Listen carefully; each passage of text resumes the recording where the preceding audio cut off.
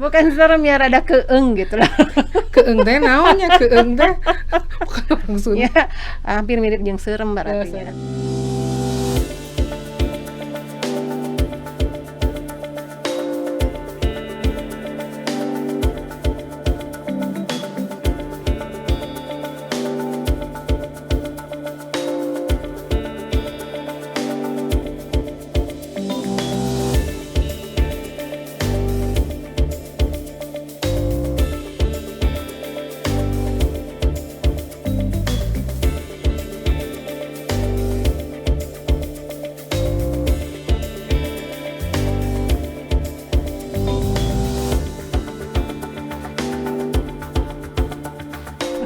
Itu kalau misalnya mandi jenazah bisa sendirian atau? Berdua. Oh, berdua. Berdua. Nah, kebetulan yang temen yang suka nemenin itu non medis gitu, non medis. Jadi kita sharingnya enak banget gitu, maksudnya dari segi awam begini, dari segi medis begini, tapi jadinya akhirnya kita klop banget gitu ya. Jadi ya kita ngerasa ya alhamdulillah lah gitu, istilahnya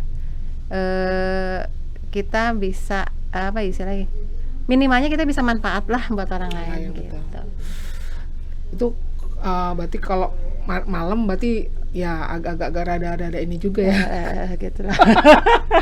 Bikin bingung kuduk berdiri atau gitu. Tapi beda lagi sama mandiin jenazah kecelakaan. Oh gitu. Itu mah lebih gimana ya? Lebih kegiatannya tuh karunya gitunya.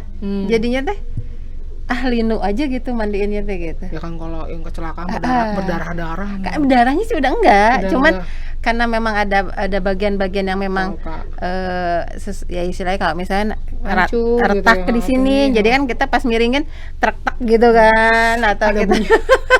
Misalkan kemarin sempet tuh ada yang ya punten trauma di kepala gitu kan. Ya kepalanya udah gimana gitu kan. Otak kebececer. Aduh ya Allah. Nah, itu Mumi ya biasa gitu ngeliat begituan? Nggak biasa. Ya dibiasa-biasain. Udah berapa lama sih ngurusin jenazah kalau di PMI?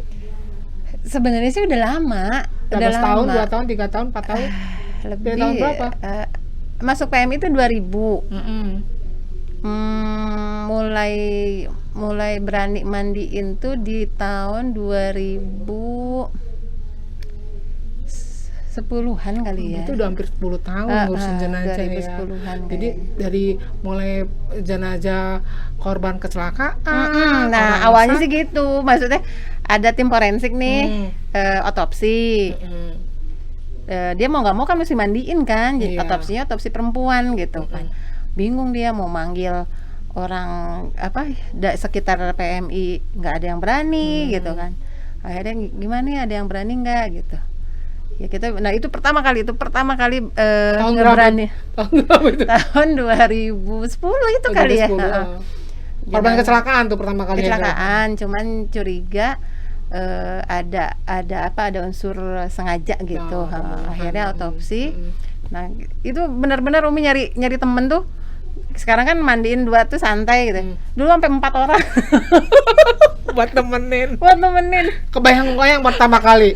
Saya dulu pertama kali tugas di kamar jenazah juga agak linu-linu saya kan. Sempet dulu tugas liputan di kamar jenazah itu kan. Tapi kalau udah korban kecelakaan, sampai diajarin sama senior-senior cara takut kebayang-bayang kan. Biasanya kan sesudahnya itu suka kebayang-bayang. Saya diajarin, Des, kalau kamu tugas nanti di kamar mayat katanya, udah kalau ada korban kecelakaan, sebelum kamu lihat, kamu suruh nyentuh dulu salah satu kata badannya kayak gitu, supaya kamu nggak kebayang. Tapi emang bener sih. Oh jadinya lumayan gitu ya, nggak terlalu ini gitu kan. Akhirnya malah beberapa kali saya ada sempat tuh ada korban bunuh diri tuh di Kebon Pedas.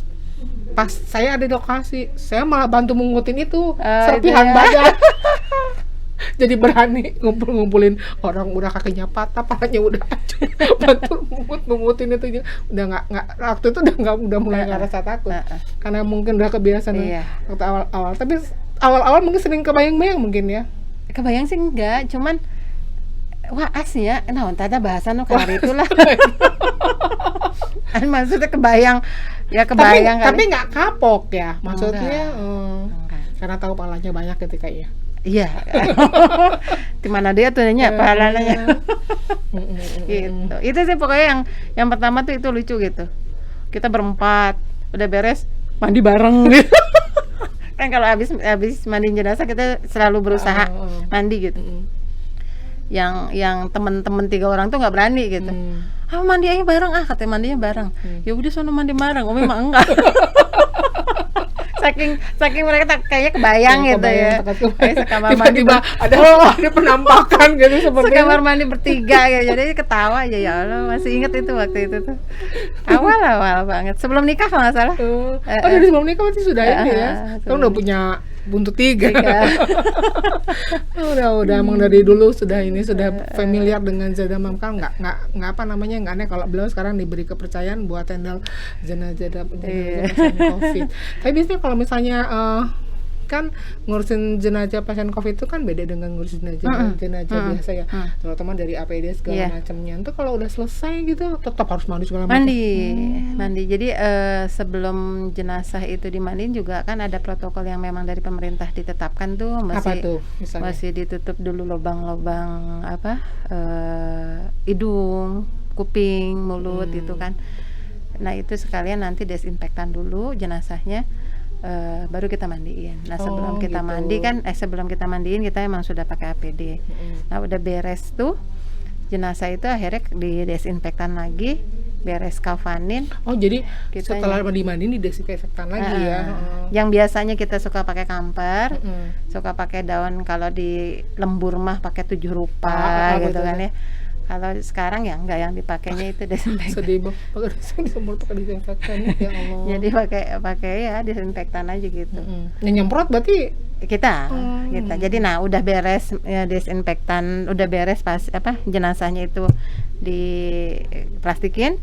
Baru kita mau buka APD kita desinfektan dulu sendiri gitu.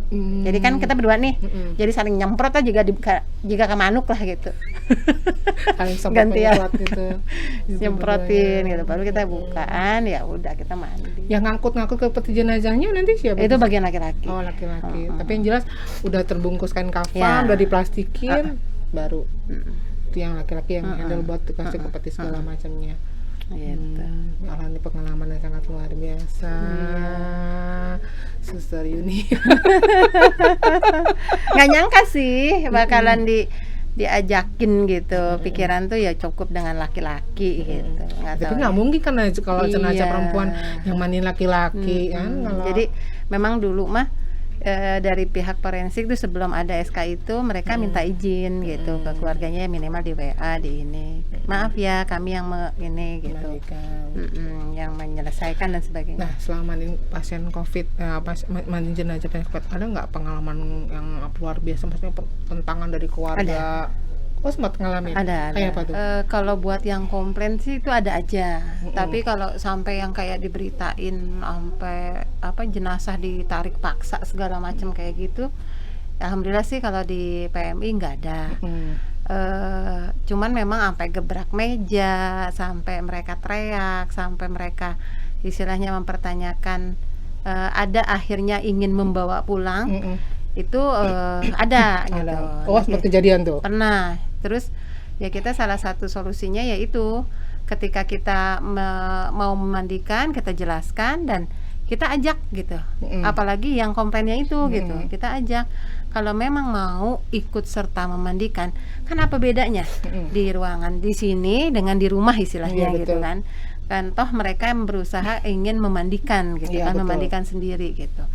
Nah kita berusaha ngajak mereka. Kadang memang suka ada yang mau, kadang tapi malah akhirnya mereka nggak mau gitu. Kenapa nggak mau? Nggak maunya ya mungkin itu egonya mereka sebenarnya ya. Toh akhirnya mah nantinya di rumah mah orang lain yang ngerjain bukan keluarganya juga biasanya kan gitu kan. Istilahnya kayak gitu berarti kan egois juga kan. Karena memang sih untuk kepastian itu dia COVID atau enggak, memang mereka kan suka beralasannya kan ini belum tentu COVID gitu. Cuman kan kalau kayak begitu kan mereka egois kan gitu. Mereka nggak mikirin orang lain gitu. Ya akhirnya dengan segala pengertian. Tapi kalau untuk forensik PMI, ketika misalkan memang ada keluarga yang komplain, kadang akhirnya kita nggak ngoyo sih, nggak ngeyel untuk tetap dimandiin di sini gitu. Tapi ya alhamdulillah nggak sampai pernah lolos. Nggak pernah sampai lolos. Pasien-pasien yang misalnya terduga COVID pasti insya Allah sesuai dengan protokol kita selesaikan sampai ke pemakaman gitu. Jadi yang beritanya katanya dijemput paksa segala macam itu alhamdulillah di PMI belum pernah. Jadi jangan sampai juga kejadian. Nah itu dia, karena memang untuk pengurusan jenazah yang pasien yang terindikasi COVID memang berbeda ya dengan jenazah pada umumnya.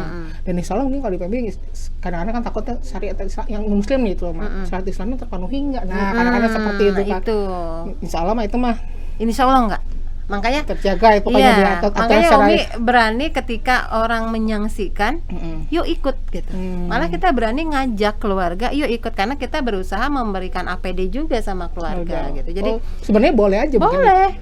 Ya istilahnya ya gitu, kita ya itu kan terakhirnya keluarga ya, ketemu dengan jenazah lah istilahnya, dengan keluarganya juga. Karena kalau udah masuk peti udah nggak bisa dibuka. Nggak bisa, makanya kita kadang memfasilitasi, misalkan ada 2 yang mau lihat, kita pakai sih APD-nya gitu. Mau 3 kita kasih APD-nya gitu. Nah itu ya istilah sampai sejauh itu loh gitu ya. Upaya kita memberikan kekuatan ke keluarga bahwa COVID itu bukan suatu aib gitu loh, bukan suatu aib, tapi kita tetap mesti menjaga gitu. Kita mesti menjaga karena kita nggak boleh egois juga gitu.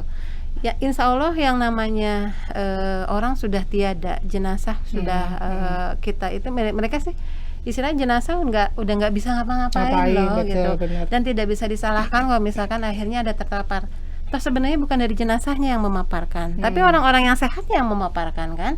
Kenapa harus sendiri gitu kan? Karena kan kita nggak tahu di keluarganya itu yang memaparkan kan bisa aja. Ya, betul. Nah jadi ketika kita memang ada keluarga yang mau ikut, ya kita waspada dengan keluarganya, bukan jangan jenazahnya gitu. Kalau jenazahnya sih insya Allah ya sudah bersih lah gitu. Luar biasa, alhamdulillah ya Allah, masih ada orang-orang seperti Umi yang fight, berjuang untuk yang membantu mereka para korban COVID, terutama dalam pengurusan jenazahnya. Sangat menginspirasi sekali nih Umi. Alhamdulillah. Mudah-mudahan apa yang Anda lakukan diganjar oleh pahala yang berlimpah dari Allah ya. Amin ya rabbal alamin. Ya, mungkin teman-teman itu sedikit cerita dari seorang Ibu Yunia Purnamasari yang hingga saat ini masih konsisten berusaha konsisten.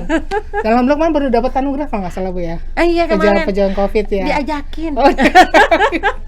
Ya alhamdulillah apa yang beliau lakukan juga diapresiasi gitu kan, seperti itu. Ya mudah-mudahan ini bisa jadi pemicu semangat ya, lebih semangat lagi mungkin ya. Dan mudah-mudahan apa yang itu kalau niatnya ibadah insya Allah pahalanya. Saya membayangkan luar biasa tuh 30 jenazah, 2 buang wudhu udah berarti udah 60 bukit ya.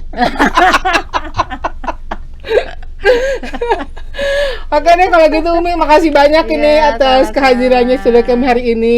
Di sela-sela kesibukannya masih bisa meluangkan waktu untuk datang ke Semari untuk berbagi inspirasi ya, sharing dengan kami di Sepak Pojok.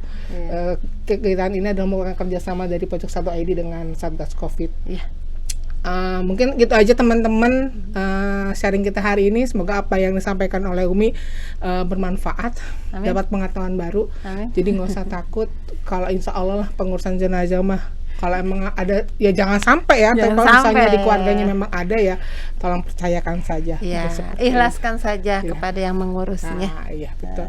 Terima kasih banyak Umi. Mungkin itu saja. Mungkin sampai di sini saya ucapkan assalamualaikum warahmatullahi wabarakatuh. Bye bye.